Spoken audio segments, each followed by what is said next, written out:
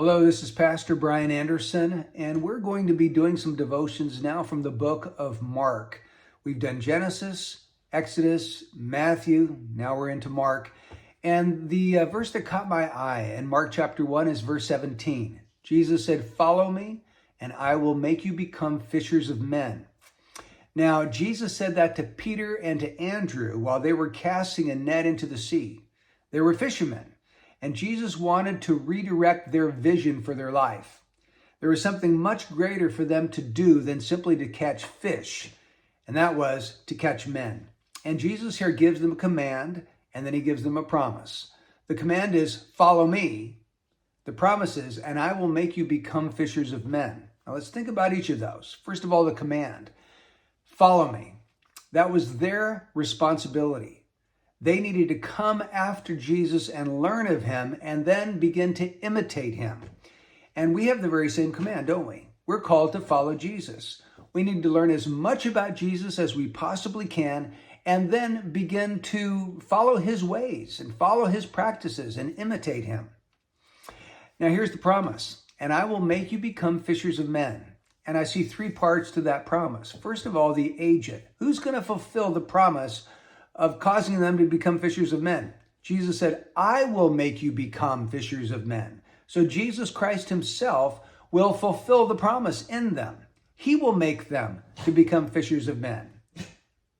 So it's not just totally up to you. It's not just totally up to me. It's not up to my pastor or my friends or my wife or my children. The Lord Jesus takes ultimate responsibility for making me to become a fisher of men. Secondly, the process. Jesus said, "I will make you become fishers of men." That, to me, that seems to imply that there's a process here. It's not going to be instantaneous. It's going to be something that we grow into, that we learn and become over time.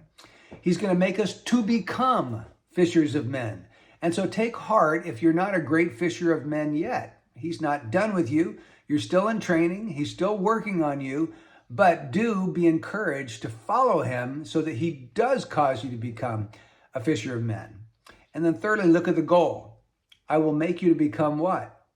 Fishers of men.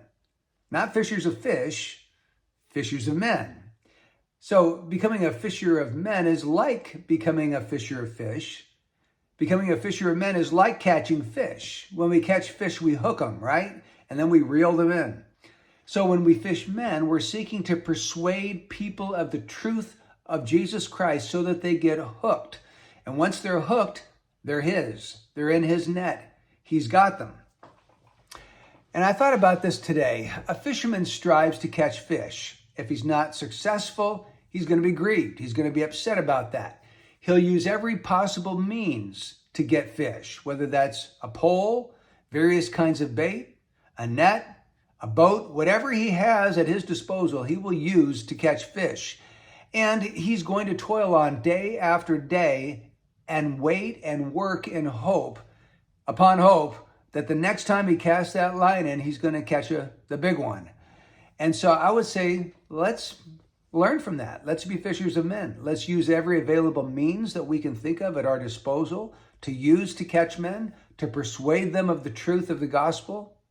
Let's toil on day after day. Let's do it patiently. And let's be grieved if we're not being successful at catching men. Not content with that. We want to be used of God to bring people into his kingdom. So I guess my question for you is, are you striving to catch men for Christ?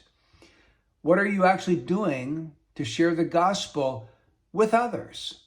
And it may be that you need to find somebody else to do this with that will encourage you. It's awfully hard sometimes to be involved in this when you're all by yourself. If you have a partner, it becomes much easier for you to encourage one another to continue to do what you know you're supposed to do. And I would be encouraged to know what ways you have found to bring others to Christ, what means you are using. What is God doing in your life that he has enabled you to be able to catch men? If you have some thoughts, maybe a little story, put it in the comments below so that we can learn from each other. So until next time, may God richly bless you.